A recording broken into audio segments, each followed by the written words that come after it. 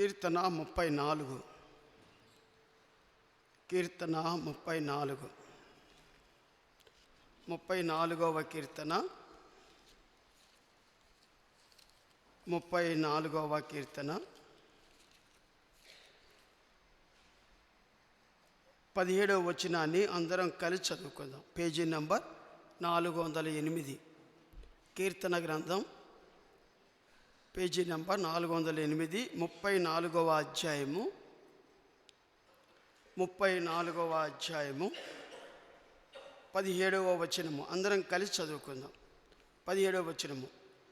నీతిమంతులు మొరపెట్టగా యెహోవా ఆలకించెను, వారి శ్రమలన్నిటిలో నుండి వారిని విడిపించెను.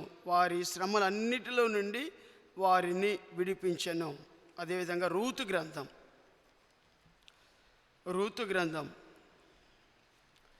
2వ అధ్యాయము.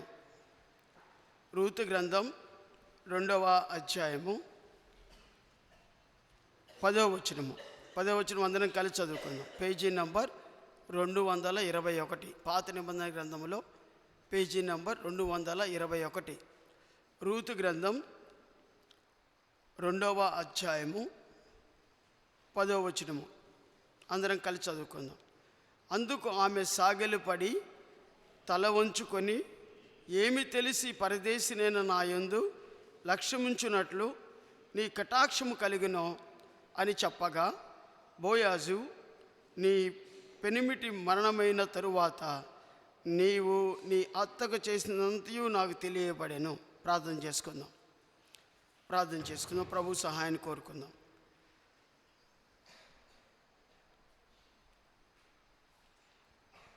ప్రేమ కలిగిన తండ్రి, మీకు అలాది వందనాలు, స్తుతులు, స్తోత్రార్చించుకున్నాం.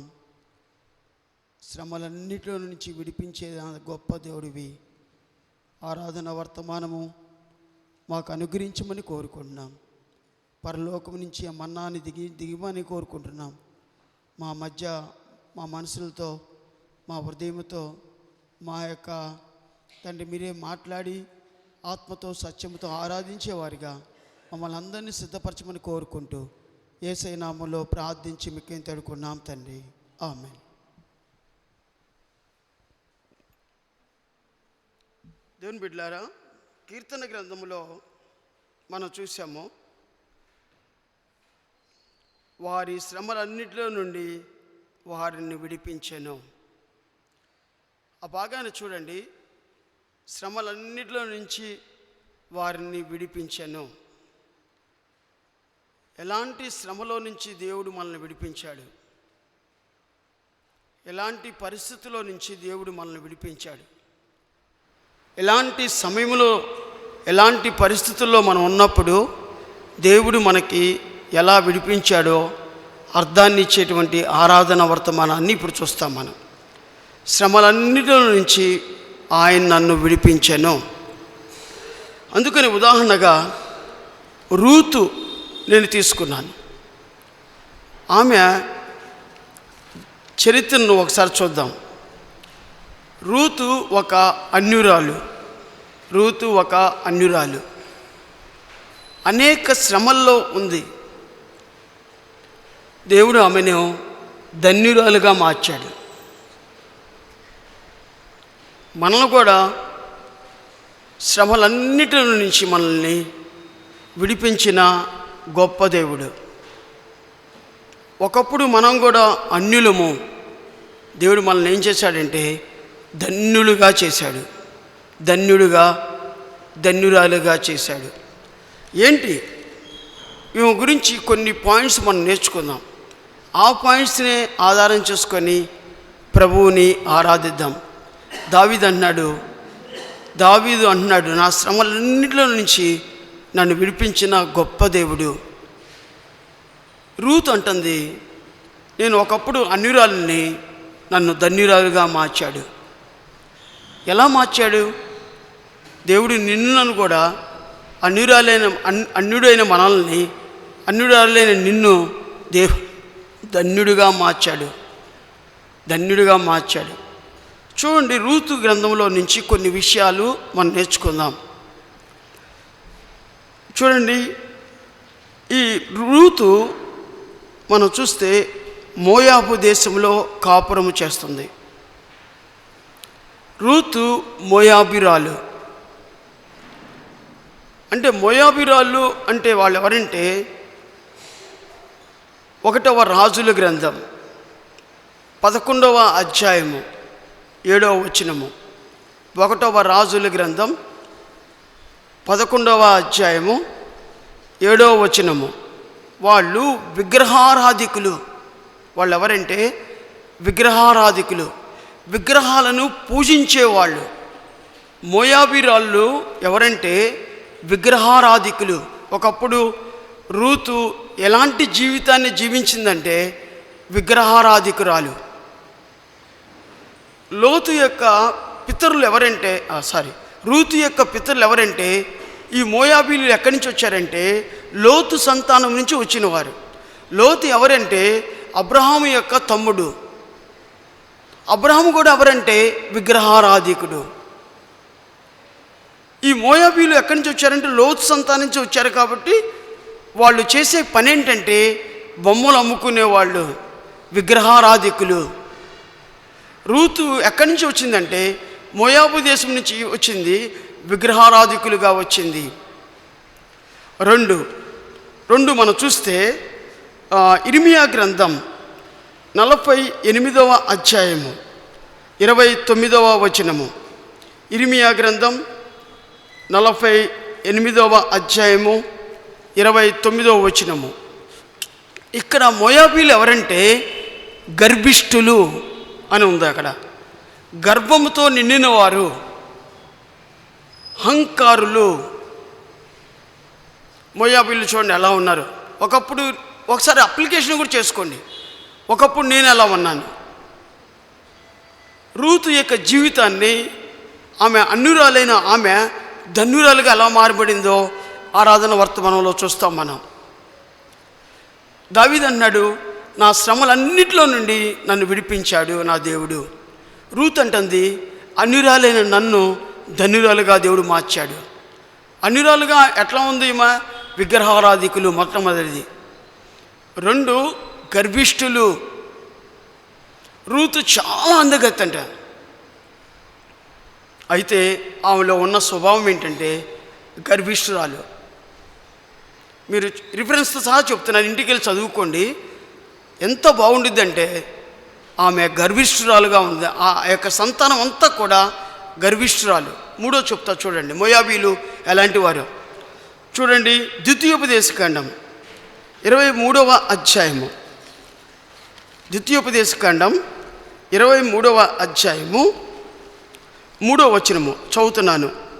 అమోనీయుడైన కానీ మోయాబీడైన కానీ యెహోవా సమాజంలో చేరకూడదు. మోయాబీలు దేవుని సన్నిధిలో చేరకూడదు. ఇంకా ఉంది చూడండి. వారిలో 10వ తరము వారైనను ఎన్నడూను యెహోవా సమాజంలో చేరకూడదు. సమాజంలో నుంచి, దేవుని సన్నిధి నుంచి వెలివేయబడినవారు, త్రోసివేయబడినవారు. బైబిల్లో దేవుని సన్నిధి నుంచి త్రోసివేయబడినవారు ఎంతమంది? ఆరాధన వర్తమానంలో క్వశ్చన్ లేకూడదు, కొంచెం ఆలోచన కలిగేయాలని నేను వేస్తున్నాను. దేవుని సన్నిధి నుంచి పాత నిబంధనలు ఎంతమంది, కొత్త నిబంధనలు ఎవరు ఉన్నారా? దేవుని సన్నిధి నుంచి త్రోసివేయబడినవారు. 1 పాత నిబంధన గ్రంథములో మొట్టమొదటి పుస్తకములో కయ్యోను కనపడతాడు. దేవుని సన్నిధిలో నుంచి దూరం అయిపోయాడు. పాత నిబంధన గ్రంథములో కీర్తన గ్రంథములో 51వ అధ్యాయంలో దావీదు కనపడుతున్నాడు, నీ సన్నిధిలో నుంచి నన్ను త్రోసివేయబాకు. మోయాబీలు కూడా దేవుని సన్నిధిలో నుంచి త్రోసివేయబడిన వారు. ఒకప్పుడు నీకు దేవుని సన్నిధి అంటే తెలుసా? ఒకప్పుడు నీకు దేవుడు అంటే నీకు తెలుసా? మోయాబీలు కూడా మనలాంటి వారే. ఎన్ని తరం వరకంట రాయబడింది?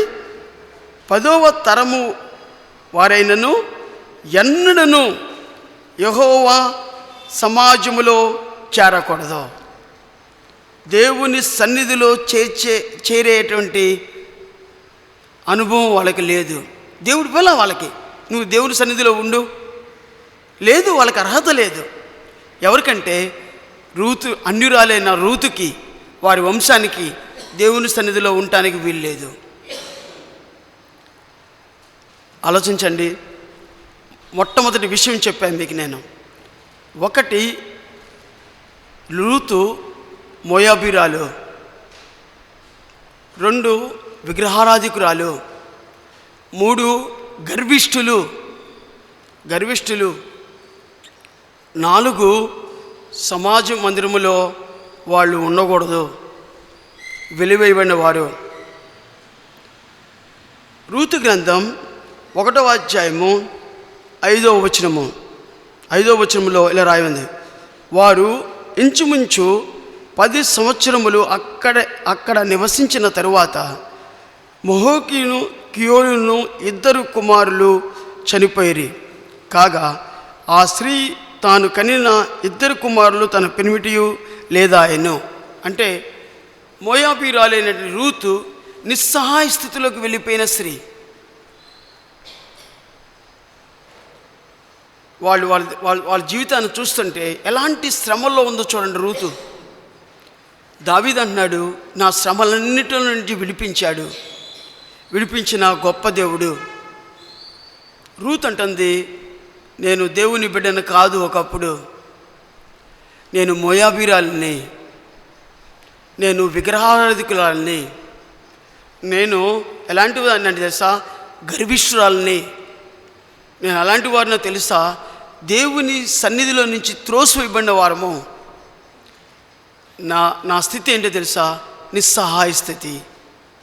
ఎందుకు నిస్సహాయ స్థితి అంటే, నా పెనిమిటి కోల్పోయాడు, నా 2 బిడ్డలు పోయారు, నేను మా అత్త దగ్గర నిస్సహాయ స్థితిలో ఉన్న మా అత్త దగ్గరే నిస్సహాయ స్థితిలో ఉన్నదాన్ని, శ్రమలు పాలైన దానిని.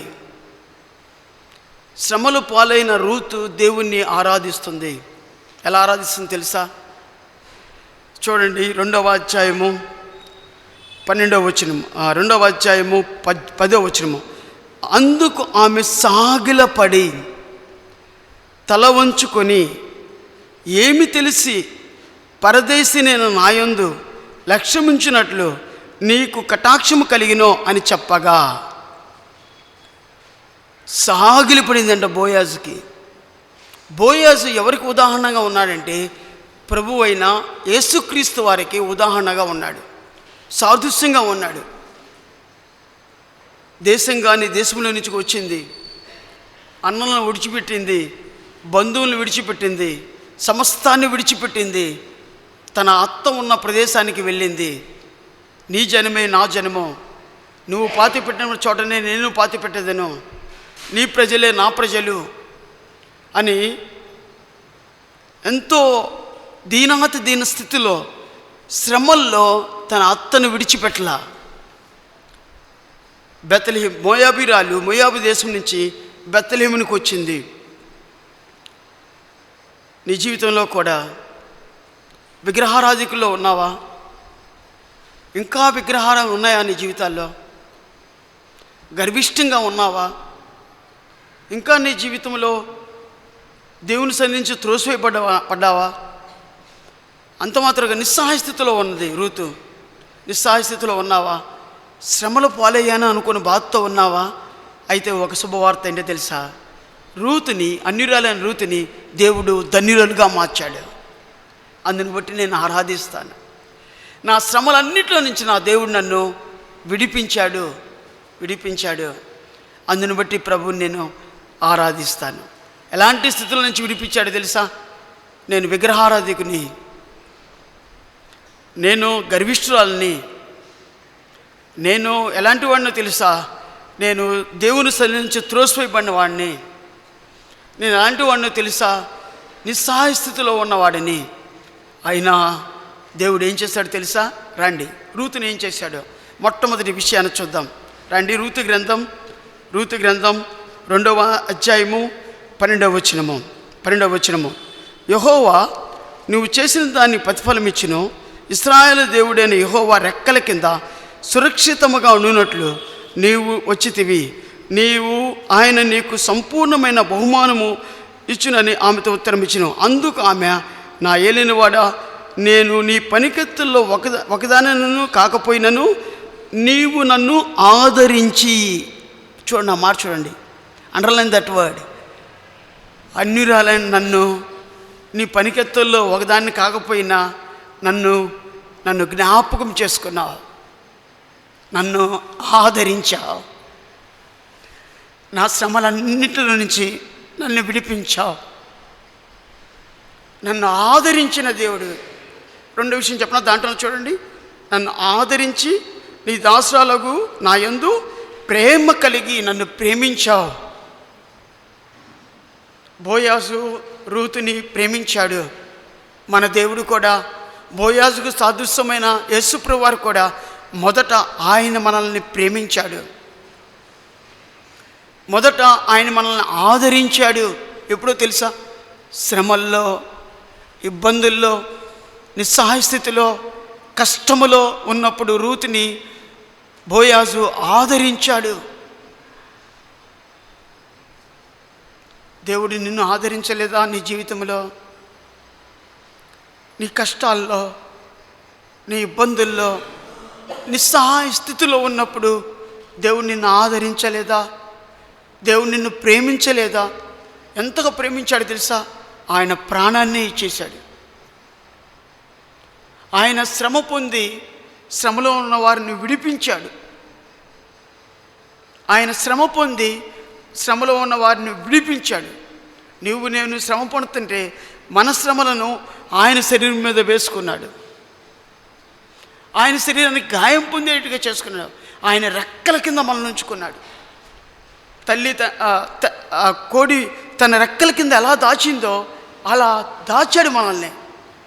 ఆయన దెబ్బలు పొందుతూ మన మీద దెబ్బ పడనీయలేదు. ఆయన శ్రమ పొందుతూ మన శ్రమ పడనీయలేదు. మన శ్రమలన్నిటిలో నుంచి ఆయన విడిపించాడు. అందుని బట్టి ప్రభువా, ఉదయకాల సమయంలో నేను నిన్ను ఆరాధిస్తాను. ఎవరిమా? రూతు మోయాబీరాలు. ఎవరిమా? విగ్రహారాధికురాలు. ఎవరిమా? గర్విష్ఠురాలు. ఎవరిమా? నిస్సహాయ స్థితిలో ఉన్నరాలు. ఎవరిమా అంటే ఆమె దేవుని చేత ప్రేమించబడింది. దేవుడు ఆమెను ఆదరించాడు. దేవుడు ఆమెను కటాక్షించాడు. ఎప్పుడు ఏ స్థితిలో కటాక్షించాడు? ఏ స్థితిలో ఆమె ఆదరించాడు? ఏ స్థితిలో ఉన్నప్పుడు ఆమెను ప్రేమించాడు? ఆమె నిస్సహాయ స్థితిలో ఉన్నప్పుడు, భర్తను కోల్పోయినప్పుడు, పిల్లలను కోల్పోయినప్పుడు, నిస్సహాయ స్థితిలో దీనురాలుగా ఉన్నప్పుడు, శ్రమల పాలైనప్పుడు, ఆ శ్రమలన్నిటిలో నుంచి గొప్ప విడుదల చేశాడు. గొప్ప విడుదల చేశాడు. అందుని బట్టి ప్రభువా నిన్ను ఆరాధిస్తాను. అత్త దగ్గరికి వెళ్ళింది రూతు. అత్త దగ్గరికి వెళ్ళింది, అమ్మా వెళ్ళమ్మా, మీ ఇంటికి వెళ్తే వేరే మ్యారేజ్ చేస్తా, సుఖంగా ఉంటావు, నేను ముసలిదాన్ని అయిపోయాను, నువ్వు వెళ్ళమ్మా అంటా ఉంది. నీ జనమే నా జనము, నీ ప్రజలే నా ప్రజలు, నువ్వు ఎక్కడైతే పాతి పెడతావో అక్కడే నేను పాతి పెడతాను. అత్తను విడిచిపెట్టడానికి ఇష్టపడలేదు. అత్తను హత్తుకోవడానికి ఇష్టపడింది. మన ప్రభువుని హత్తుకున్నప్పుడు, ప్రభువుని విడిచిపెట్టకుండా ఉన్నప్పుడు ప్రభు మనల్ని ఏం చేశారు తెలుసా? ఆదరించాడు. ప్రభువా నువ్వే నాకు శరణ్యం, నువ్వే నాకు ఆధారం, నాకు ఈ శ్రమ కలిగింది ప్రభువా, నా పరిస్థితి నువ్వే అన్నప్పుడు మనల్ని ఆ శ్రమలో ఉండి మనల్ని ఆదరించిన దేవుడు, మనల్ని ప్రేమించిన దేవుడు, మనల్ని కటాక్షించిన దేవుడు రూతుని ఆదరించాడు, ప్రేమించాడు. బోయాజు కటాక్షించాడు.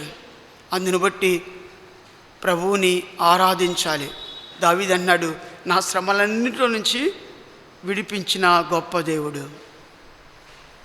రూతుని ఎలా అయితే విడిపించాడో అలా శ్రమల్లో, దుఃఖములో, నిస్సహాయ స్థితిలో ఒంటరిగా కూర్చొని ఏడుస్తున్నప్పుడు ఎవరిని దగ్గర రాలా, శ్రమలు పాలవుతున్నప్పుడు ఎవరిని నేను ఆదరించాలా. బోయాజు రూతుని ఆదరించినట్లుగా ప్రభువైన యేసుక్రీస్తు వారు మనల్ని ఆదరించాడు. బోయాజు రూతుని ప్రేమించినట్లుగా ప్రభు యేసుక్రీస్తు వారు ఎంతో ప్రేమించాడండి, తన ప్రాణం పెట్టినంతగా ప్రేమించాడు. బోయాజు రూతుని కటాక్షించినట్లుగా ప్రభు యేసుక్రీస్తు వారు దీనునైనా దేవునికి నిస్సహాయ స్థితిలో ఉన్న నా స్థితిని దేవుడు చూచాడు, కటాక్షించాడు. అందుని బట్టి ప్రభుని నేను ఆరాధిస్తాను. దేవుని ఎందుకు ఆరాధించాలి తెలుసా? నా శ్రమలన్నింటిలో నుంచి నన్ను విడిపించాడు. ఉదాహరణ ఎవరు?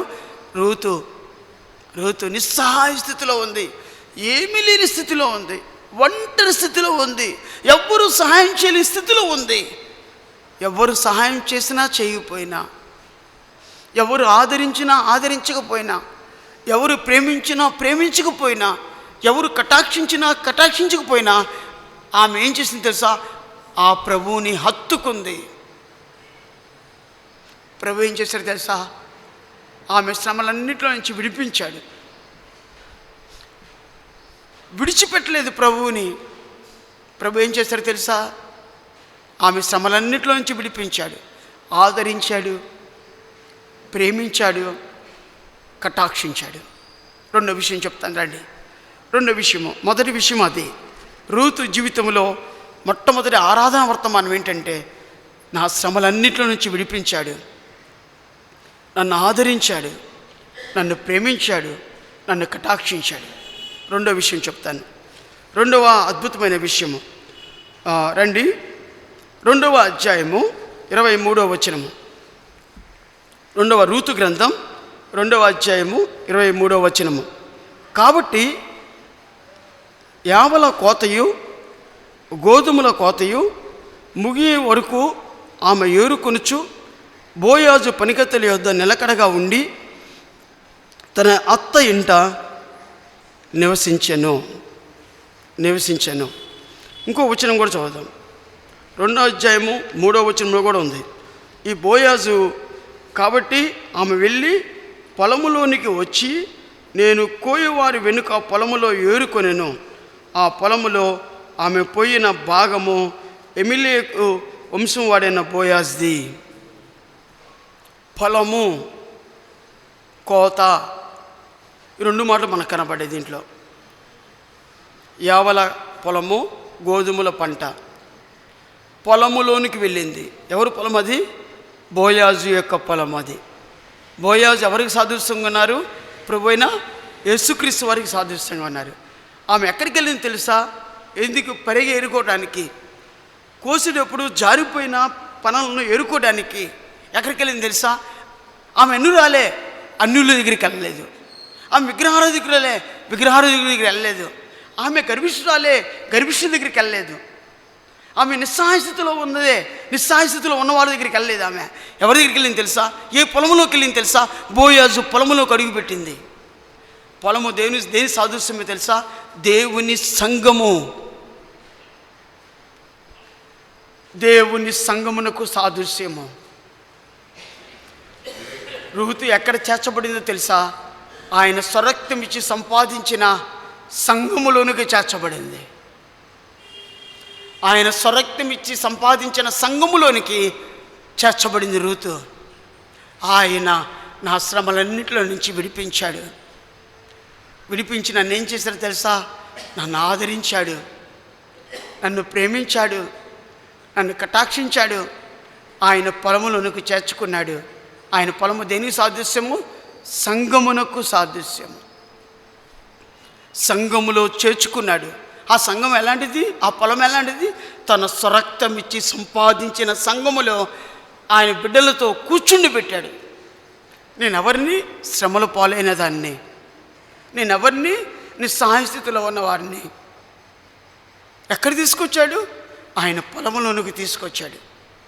ప్రభువా, అందును బట్టి నేను నిన్ను ఆరాధిస్తాను, అందును బట్టి నేను స్తుతిస్తాను, అందును బట్టి నేను నా హృదయపూర్వకంగా ఆత్మతో సత్యముతో నేను ఆరాధిస్తాను. నేను కూడా రూతు లాంటి వాడినే, నేను కూడా ఒక అన్యుడినే, నేను కూడా ఒక విగ్రహారాధికుడినే, నేను కూడా గర్భిష్ఠురాలనే, నేను కూడా నిస్సహాయ స్థితిలో ఉన్నవాడినే. అయినా నువ్వు నన్ను ప్రేమించావు, నన్ను ఆదరించావు, నన్ను కటాక్షించావు, నీ సంఘములో చేర్చావు. అందును బట్టి ఈ ఉదయకాల సమయంలో నిన్ను ఆరాధిస్తాను.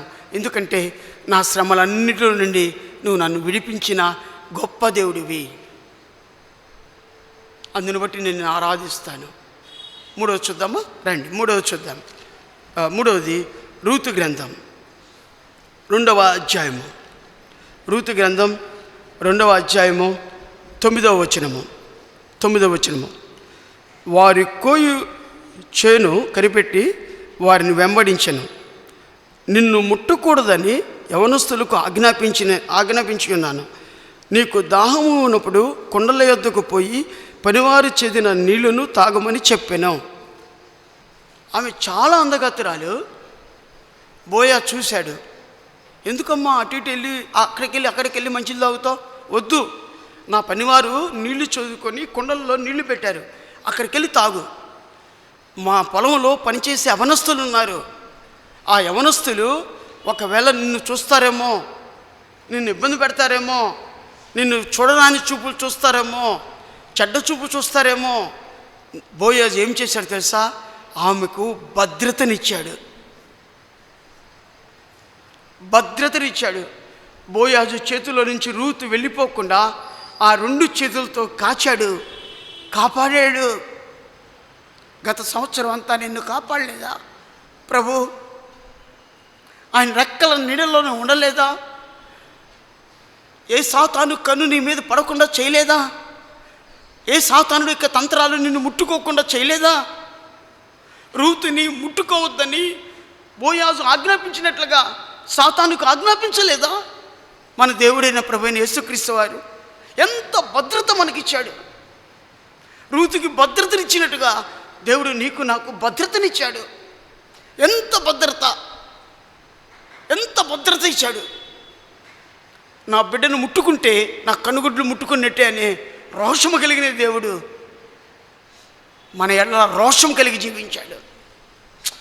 What a protection. అందుని బట్టి నేను నన్ను ఆరాధిస్తాను, అందుని బట్టి నిన్ను స్తుతిస్తాను. ఆయన నా శ్రమలన్నింటిలో నుంచి విడిపించిన గొప్ప దేవుడు. 4 విషయాలు చెప్పాను.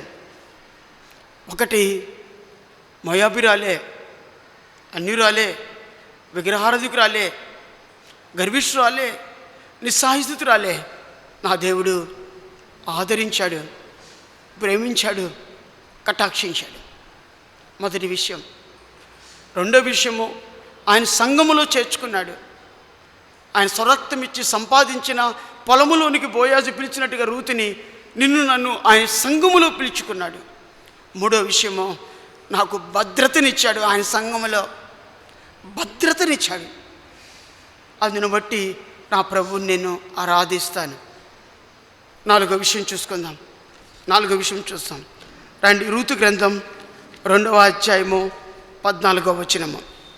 రూతు గ్రంథం 2వ అధ్యాయము 14వ వచనం. బోయాజు భోజన కాలమున నువ్వు ఇక్కడి నుండి వచ్చి భోజనం చేసి చెరకలో నీ ముక్క ముంచి తినుము ఆమెతో చెప్పగా, చేను కోయి వారి వద్ద ఆమె కూర్చుండెను. అతడు ఆమెకు పేలాలు అందియగా ఆమె తిని తృప్తి పొంది కొన్ని మిగిల్చెను. చెప్పారా? పేలాలు ఇచ్చాడు. ఎవరిచ్చారు? బోయాజు రూతుకి ఇచ్చాడు. బోయాజు రూతుకి పేలాలు ఇచ్చాడు. భోజనం చెయ్యి.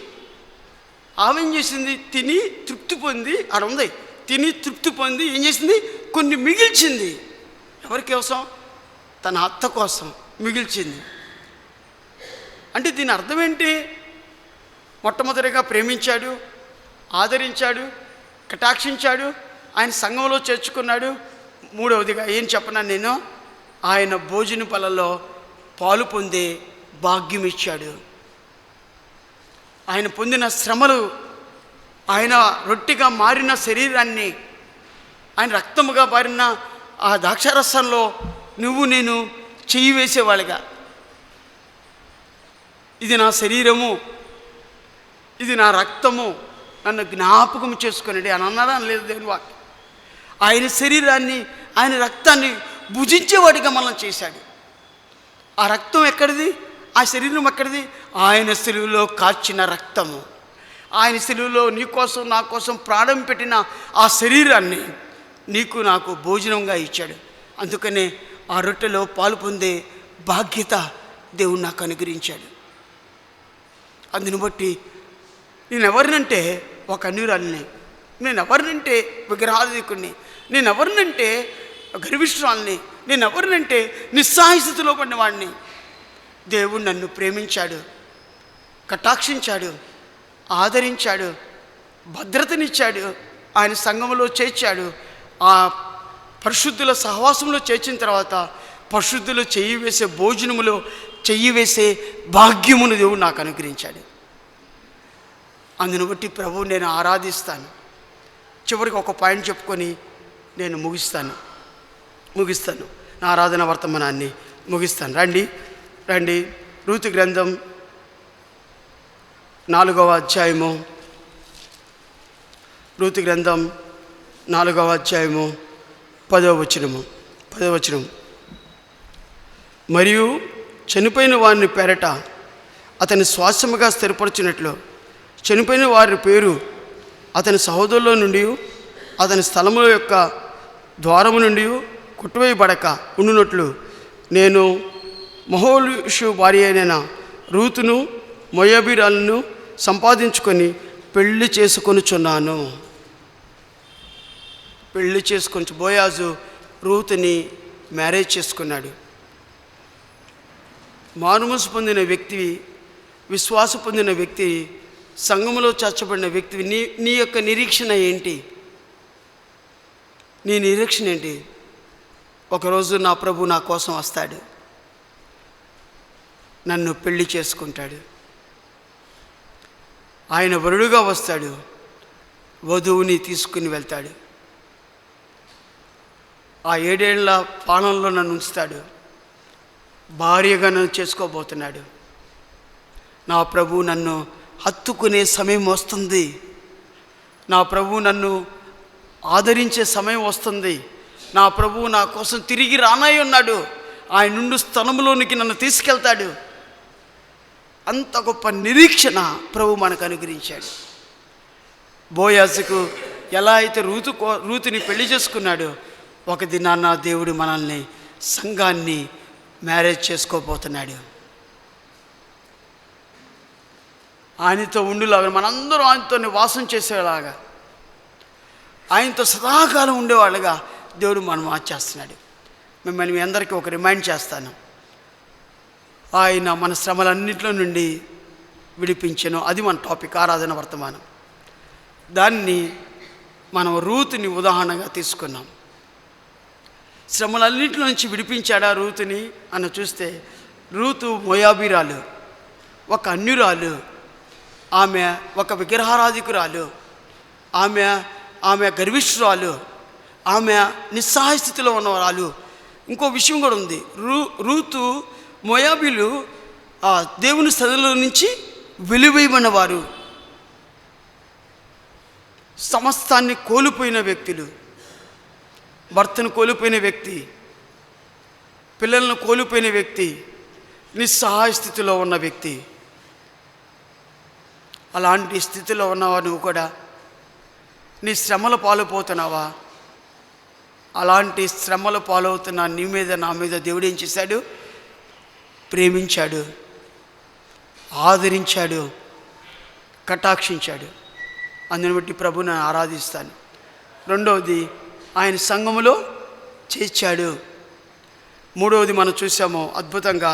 మూడవది ఏం చేశామంటే, ఆయన ఏం చేశాడు? భోజనాన్ని, ఆయన భోజన బల్లకలో మనం కూడా స్థానాన్ని ఇచ్చాడు. నాలుగవది మనం చూసాము, భద్రతనిచ్చాడు.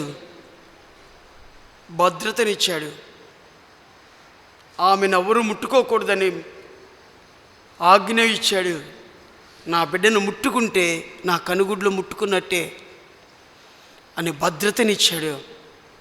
ఐదవది, ఆ యొక్క విందులో పాల్గొనేవాడిగా, ఆ వివాహ మహోత్సవంలో పాల్గొనేవాడిగా మనం చేశాడు. నిరీక్షణ ఇచ్చాడు. నా ప్రభు నా కోసం వస్తాడు, ఒక దినాన వస్తాడు, నన్ను తీసుకువెళ్తాడు, ఆయన ఉండు ప్రదేశంలోనికి నన్ను ఉంచుతాడు అనే గొప్ప నిరీక్షణ ఇచ్చాడు. అటువంటి ఆరాధనని జ్ఞాపకం చేసుకుంటూ మన టాపిక్ ఏంటి? ఆరాధన టాపిక్ శ్రమలన్నింటిలో నుండి విడిపించాడు. ప్రభువా, నిజమే ప్రభువా, నా శ్రమలన్నింటిలో నుంచి నువ్వు విడిపించిన గొప్ప దేవుడివి, అందును బట్టి నేను నిన్ను ఆరాధిస్తానని హృదయపూర్వకంగా ప్రభువుని ఆత్మతో సత్యముతో ఆరాధిద్దాం. అట్టి ఆరాధికులుగా దేవుడు మనల్ని చేయనుగాక. ఆరాధిద్దాం. తల్ల వంచండి, కళ్ళు మూసుకోండి, ఆరాధిద్దాం.